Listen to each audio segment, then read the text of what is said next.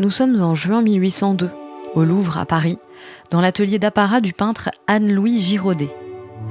Il vient d'achever un tableau pour le salon qui se tiendra en septembre. Il s'agit d'une commande des architectes de la Malmaison, la résidence de Napoléon Bonaparte et de son épouse Joséphine. On a demandé au peintre une variation sur les poésies du barde celte Ossian, une figure à la mode en ce début du XIXe siècle. Pour ce premier dévoilement, Giraudet a invité l'artiste Jacques-Louis David, le chef de file incontesté de la peinture néoclassique. David se retrouve face à une toile de grande taille, particulièrement intrigante.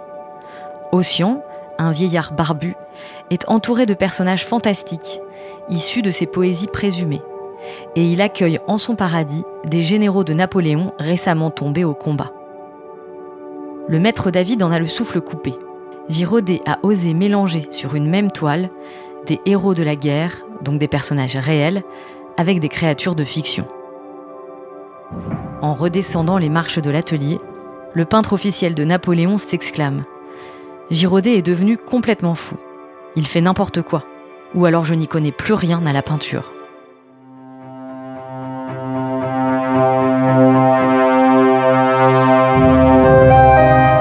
Vous écoutez La Recherche à l'œuvre, le podcast de l'Institut national d'histoire de l'art. Je m'appelle Anne-Cécile Genre et à chaque épisode, des chercheuses et chercheurs me partagent leurs travaux, leurs découvertes, leurs questions et parfois leurs doutes sur le sujet qui les passionne.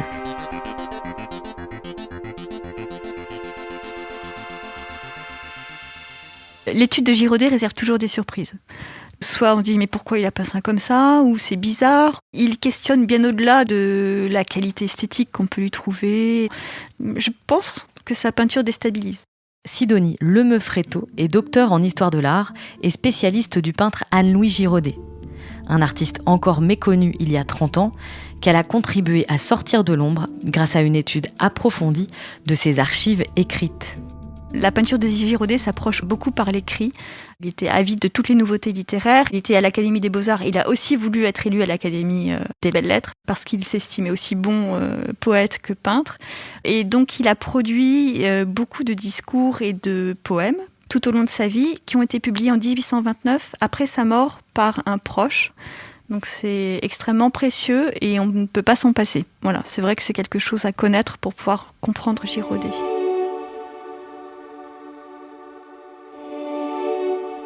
Dans ses écrits, Sidonie Lemeufretto a trouvé un début d'explication au mystérieux tableau destiné à la Malmaison, où l'on reconnaît, aux côtés de personnages imaginaires, les généraux décédés Kléber, Desaix et Marceau. Le rapport de Giraudet à la mort est fascinant. Il a un rapport au temps qui passe et au fait que l'art permet de figer le temps. C'est-à-dire que c'est une sorte de revanche sur la mort. Il lit sa peinture de portrait comme ça. Il dit quelle belle illusion que la peinture qui permet de rendre vivant le père disparu au fils ou le fils disparu au père. Donc il y a quand même cette sorte de magie de la présence humaine dans la peinture rendue par la dextérité du peintre. Sidonie Lemeufretto rencontre Giraudet alors qu'elle est encore étudiante en maîtrise. En fait, j'ai découvert par un tableau. Je me suis arrêtée sur le tableau d'Atala parce que Giraudet avait marqué sur la paroi de la grotte « J'ai passé comme l'herbe des champs, j'ai séché comme la fleur », qui est donc une reprise d'une maxime biblique de l'Ecclésiaste. Et j'ai trouvé ça très doué. En fait, par sa seule représentation, la femme morte, la déploration, et cette écriture, il fait de ce tableau une vanité, alors que c'est aussi une représentation d'un roman. Et j'ai trouvé en fait toute la finesse de représentation, tout l'esprit qui permettait de rendre un roman en une image, c'est quand même assez exceptionnel. Donc voilà, ce tableau m'avait marqué. Et quand il s'est agi de choisir un sujet de thèse, je l'avais marqué en 10e quand même, enfin voilà, à la fin. J'avais plein d'idées sur plein de choses, mais puis bon, pourquoi pas, au cas où, voilà, Giraudet. Et là, c'est mon professeur Jean-Philippe Chimeau qui m'a dit « Mais non, mais là, Giraudet, il y a tout à faire ». Quand Sidonie Lemeufretto choisit son sujet de thèse en histoire de l'art, la France sort tout juste des commémorations du bicentenaire de la Révolution. Les peintres néoclassiques, comme Jacques-Louis David ou François Gérard, sont particulièrement en vogue, mais pas Girodet, qui était pourtant leur contemporain. Quand j'ai commencé à travailler sur Girodet, je voyais les regards devant moi, oui, mais Girodet c'est qui ? Donc voilà, il fallait déjà le replacer en disant c'est un élève de David au moment de la Révolution, donc là les yeux commençaient à s'éclairer. Après vous dites c'est l'auteur du portrait de Chateaubriand que tout le monde a vu dans ses manuels de littérature, ah oui très bien je connais, voilà, il fallait le repositionner. Pourquoi il est moins connu ? Parce que sa peinture se donne pas à voir comme celle de Géricault ou comme celle de David, c'est une peinture qui aime se faire comprendre. C'est un personnage érudit qui a peint de manière érudite et c'est vrai que pour parfois se laisser saisir par sa peinture, il faut aussi lire, réfléchir, se laisser guider parfois par le détail. Girodet n'était pas étudié, il y avait eu une exposition donc en 1967 qui faisait un petit peu date, il y avait une thèse d'un universitaire américain mais qui était iconologique, pas à proprement parler historique, et il y avait tout à retrouver. C'était vraiment un bonheur. Après avoir travaillé en tant qu'historienne de l'art pendant 20 ans sur Girodet, Sidonie Lemeufretto est devenue, en 2015, responsable des collections du musée qui lui est consacré, à Montargis, à 100 km au sud de Paris. C'est là que sont conservés, en plus de nombreux tableaux, ses écrits, et notamment sa correspondance, qui compte plus de 700 lettres. Une vie entière couchée sur le papier. Quand on étudie un fonds de correspondance, on a l'effet miroir. C'est-à-dire qu'on a les lettres envoyées et les brouillons, et on n'a pas toujours l'autre côté du miroir, les lettres reçues. Du fait de la disparition de ses parents et de son tuteur aussi après, puisque son tuteur meurt en 1815, finalement Girodet se retrouve à la tête de tout ce qu'il avait adressé à sa famille en majorité. Donc ça a été préservé et surtout laissé en bloc, réuni de cette manière-là. Et vous avez une lettre préférée ? Oui, c'est alors une lettre qui m'a particulièrement plu, c'est la toute première de la correspondance parce qu'elle est écrite à la sanguine.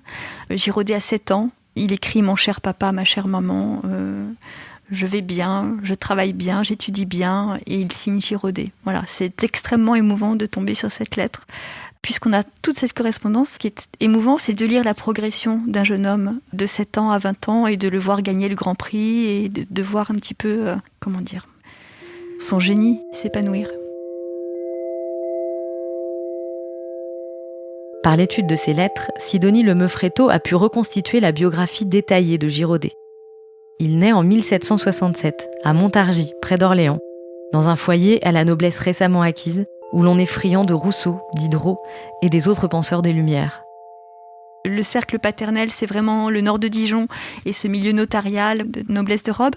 Et puis le cercle maternel aussi a fait l'objet de recherches pour ma thèse. Et là, c'est extrêmement passionnant parce qu'on voit bien l'influence de personnes un petit peu éloignées, qu'il appelle ses cousines. Par exemple, on a une tante qui s'appelle Favrol, mademoiselle de Favrol, qui en fait hérite de Nicolas de Largillière, le portraitiste. Et c'est ainsi qu'un autoportrait de Largillière se retrouve chez Girodet. Donc vous voyez, il y a comme un milieu d'influence particulier. Donc ça, c'est les actes notariés qu'on trouve aux archives nationales. Donc voilà, on part de la correspondance et à partir de la correspondance, on va explorer les archives. La mort prématurée de ses parents n'entrave pas les ambitions artistiques du jeune étudiant. En 1785, il entre à l'atelier du peintre Jacques-Louis David. On a des témoignages comme quoi il assiste à la prise de la Bastille. Il avait même gardé des papiers de la Bastille chez lui, qu'il emmène en Italie, donc c'est vraiment quelqu'un de convaincu. Mais son pensionnat en Italie arrive pile au moment où la Révolution commence à devenir terreur. Ça biaise un petit peu, en fait, ses convictions. Girodet passe plusieurs années en Italie, dans le cadre de l'Académie de France à Rome. Et cette expérience se reflète non seulement dans ses tableaux, mais aussi dans ses textes. À cette époque-là, le pastiche littéraire, c'est aussi un hommage, comme le pastiche en peinture. On reprend tel morceau de peinture qu'on a bien aimé, on l'agence un peu dans son tableau pour le laisser sensible, visible, en disant oui, ça c'est bien Poussin que j'ai repris, mais vous voyez ce que j'en fais, et voilà. Donc c'est la même chose en littérature, dans les poèmes didactiques.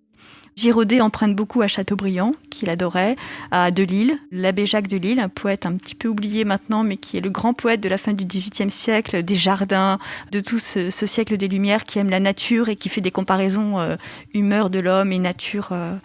Et puis, il va aussi emprunter à 2 ou 3 auteurs. Enfin, voilà, ces poèmes sont à la fois des impressions personnelles, de la sensibilité personnelle, donc là pour le coup un petit peu romantique. On voit l'individu qui expose ses passions, ses émotions, ses goûts dans le poème, et puis ce côté didactique repris à la littérature de la fin du XVIIIe siècle.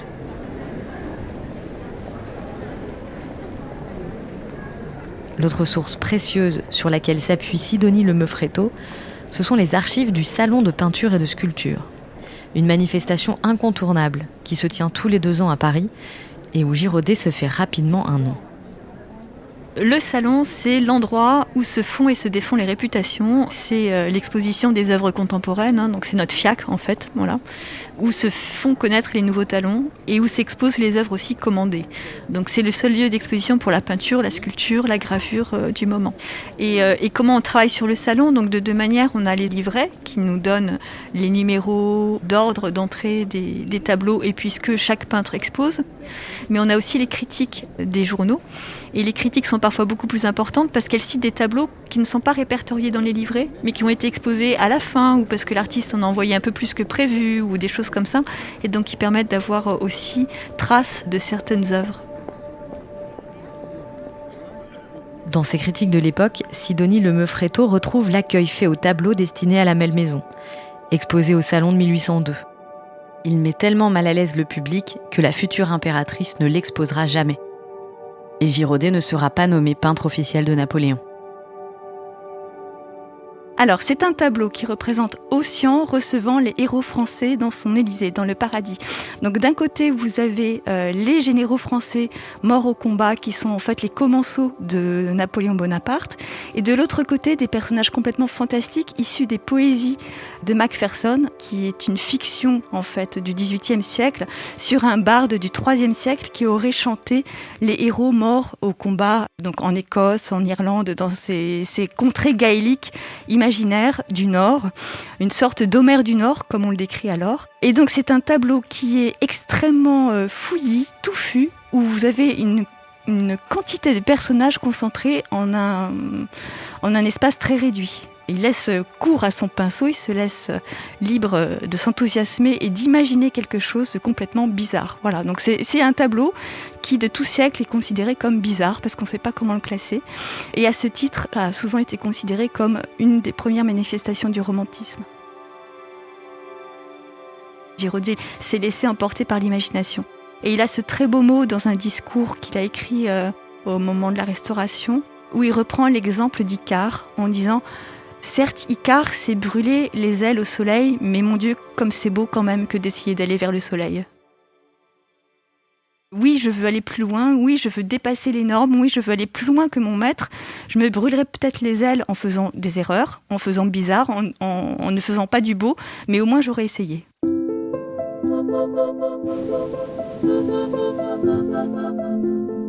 La toile qui va choquer le plus ses concitoyens lui est inspirée d'un moment clé de son voyage vers l'Italie, la traversée des Alpes.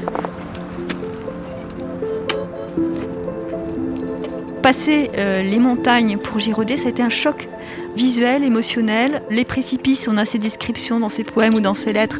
Il dit qu'il a failli tomber en pâmoison tellement ça l'a ému. Là encore, il va être subversif et faire preuve d'originalité puisqu'il décide de prendre comme sujet un fait divers. Donc en fait une inondation comme il peut en arriver partout. Et d'en faire un tableau d'histoire. Donc ce qui est proprement subversif parce qu'on n'a pas le droit de représenter en grandeur nature un sujet, on va dire, de basse extraction, qui est le fait divers qu'on trouve dans tous les journaux. Ne peut faire objet de la peinture d'histoire, donc de la peinture en grand, qu'un sujet noble issu de l'histoire antique ou de la Bible ou d'une représentation royale ou voilà, quelque chose d'assez vertueux. Dans le tableau « Scène de déluge », on voit les membres d'une famille confrontés au déchaînement des éléments. La rivière est en crue, derrière eux le ciel est noir et bardé d'éclairs, et une rafale de vent fait voler leurs vêtements. Pour ne pas tomber, ils forment une grappe humaine, et se retiennent les uns aux autres et à un arbre qui ne paraît pas solide du tout. Il n'hésite pas à représenter la figure humaine grimaçante. Donc l'homme chargé de son père, qui tient en plus sa femme, qui est près de tomber dans le précipice et donc qui a une expression terrible. Et Girodet s'inspire de Michel-Ange, ce qui était un peu contraire aux idées de l'école française et de David, où seule la beauté humaine devait être représentée, ou du moins l'homme souffrant pouvait être représenté, mais calme. Voilà, calme et noble et en possession de tous ses moyens et pas du tout dans les extrêmes de la passion. Et puis, dernière innovation un petit peu subversive, le fait de représenter l'instant ultime où tout va basculer, que Girodet choisit pour, en fait, impressionner. À tel point qu'on déconseillait aux femmes enceintes d'aller au salon regarder ce tableau parce qu'elles allaient accoucher de peur. Je peux vous dire, la première fois que j'ai vu le déluge, c'est au Louvre, alors, on va dire, adolescence. Mais quelle horreur, mais quelle idée de peindre ce moment horrible où tout va s'écrouler. Voilà, donc avec la sensation, en restant à la surface de l'image, avec l'impression que donne l'image et le jugement en fait. Ce qui était frappant, c'est d'être dominé par ce format immense de 4,5 mètres sur 3,50 mètres, quelque chose comme ça. Quand on arrive simple spectateur devant cette peinture, on tombe dedans et on tombe avec les personnages dans le vide. Et c'est cette impression-là que Girodet a réussi à rendre. Cette scène de déluge qui provoque tant d'émotions est un autre tableau qui permet de considérer Girodet comme l'un des précurseurs du mouvement romantique. Un mouvement qui se diffusera dans toute l'Europe au cours du XIXe siècle et dont Delacroix et Géricault seront considérés comme les figures de proue. Si la scène de déluge n'avait pas été là, je ne sais pas si Géricault aurait peint son radeau de la Méduse. Parce qu'un fait divers monté en peinture d'histoire, c'est exactement ce que fait Géricault avec le radeau. Et les personnes grimaçantes, c'est aussi ce que reprend Géricault. Pourtant, au salon de 1819, quand Géricault expose son radeau de la Méduse, intitulé alors « Scène de naufrage », Girodet lui fait face avec une toile résolument néoclassique. Le sculpteur Pygmalion tombant amoureux de Galatée, sa création. Sidonie Lemeufretto en a retrouvé la trace dans les critiques du salon. Elle a même fait de cette confrontation le sujet d'une exposition en 2019, en collaboration avec un expert de Géricault, Bruno Schönig. C'est vraiment une sorte de choc des titans, parce que vous avez le meilleur exemple du néoclassicisme avec une peinture révolutionnaire à la Géricault. Et ce qui est important pour ce salon, c'est qu'on voit que les critiques apprécient Géricault, ce mythe de l'artiste maudit. En fait, non, on voit bien la maîtrise de Géricault, il est apprécié. Et puis une sorte de critique officielle, puisque Girodet, depuis l'exil de David, c'est un petit peu lui qui est le chef de file de l'école française, donc néoclassique, proche du pouvoir, bien en vue par le duc d'Angoulême, donc forcément c'est un bon peintre.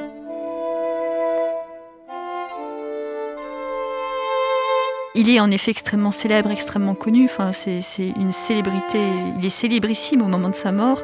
Et ses peintures, ses dessins s'arrachent comme des petits pains. Un an après le début de sa thèse, dans les archives d'un notaire, Sidonie Lemeufretto est tombée sur un document clé pour sa recherche. L'inventaire après décès. Un document daté de 1824, l'année de la mort de Girodet.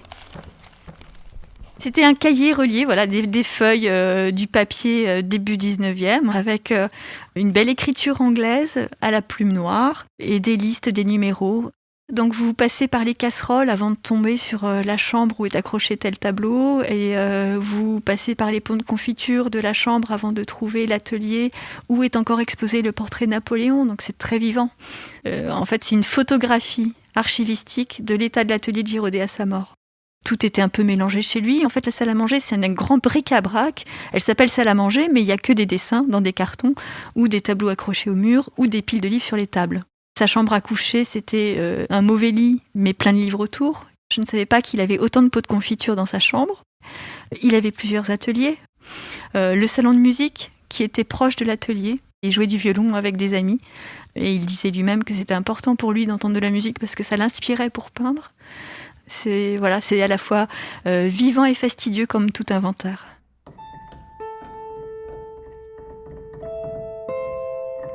L'inventaire après décès renferme plus que des preuves de gourmandise. Au mur d'une des résidences de Girodet, il y a un tableau qui résiste à toutes les tentatives d'interprétation. Le portrait dit de l'Indien. Donc un Indien, alors dit un Indien, mais en fait c'est un personnage vêtu à l'oriental qui est plutôt un persan, d'après ce qu'on comprend, d'après son habit et le style de ses armes.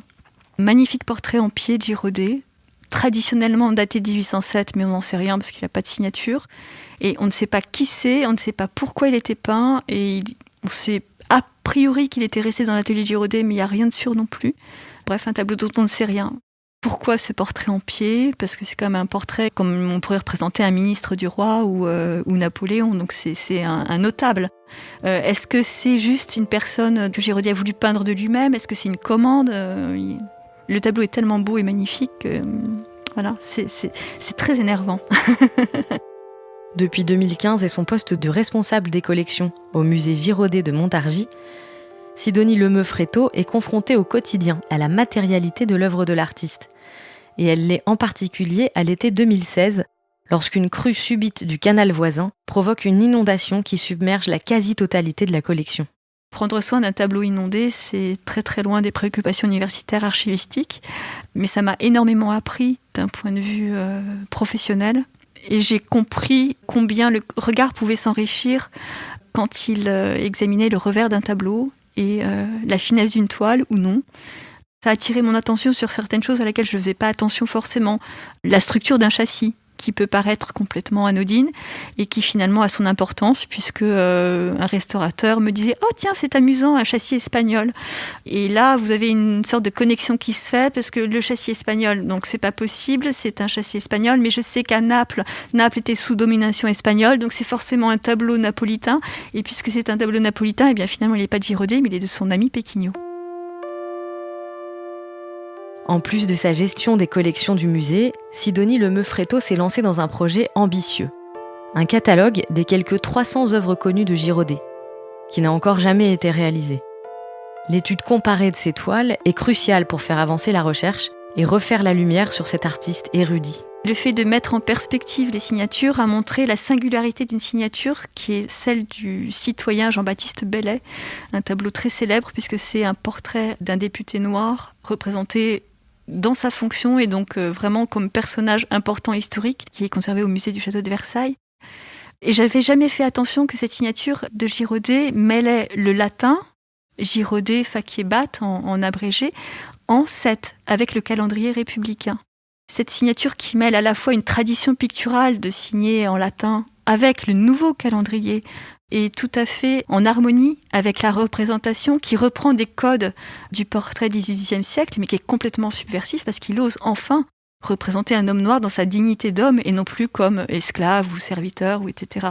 Donc le côté novateur de la représentation était doublé par le côté novateur et aussi subversif de la signature. Et je trouvais ça d'une perfection, d'une délicatesse extrême. David disait à ses élèves, ne suivez pas Girodet, il est trop savant pour nous. Et c'est ça un petit peu qui est difficile chez Girodet, c'est qu'il faut accepter de se dire, mais je ne comprendrai jamais tout. Je comprendrai un peu, je comprendrai ça, je comprendrai ci, ma vie n'y suffira pas, donc il faut savoir se dire, le peu que je comprends, je le donnerai, mais je ne pourrai pas jamais tout donner Girodet, parce que je ne pourrai jamais lire toute sa bibliothèque, ni avoir à l'idée tout ce qu'il avait. C'est pas un peu décourageant de savoir que vous ne comprendrez peut-être jamais ? Non, c'est pas décourageant. Non. Ne serait-ce que parce que j'aime le romantisme.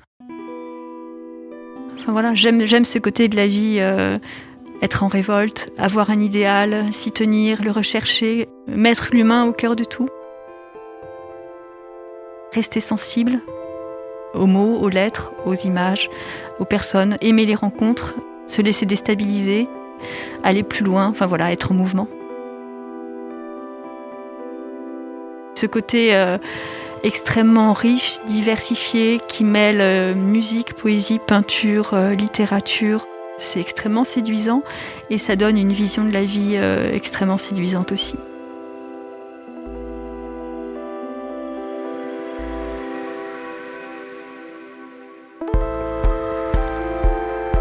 Pour tenter de toujours mieux comprendre Girodet, Sidonie Lemeufretto a ouvert au musée de Montargis un centre de ressources pour accueillir les chercheurs. Et elle a organisé un colloque intitulé Le Laboratoire des Romantismes en collaboration avec France Nerlich et l'Institut national d'histoire de l'art. Institut par ailleurs producteur de ce podcast, en partenariat avec Beaux-Arts Magazine.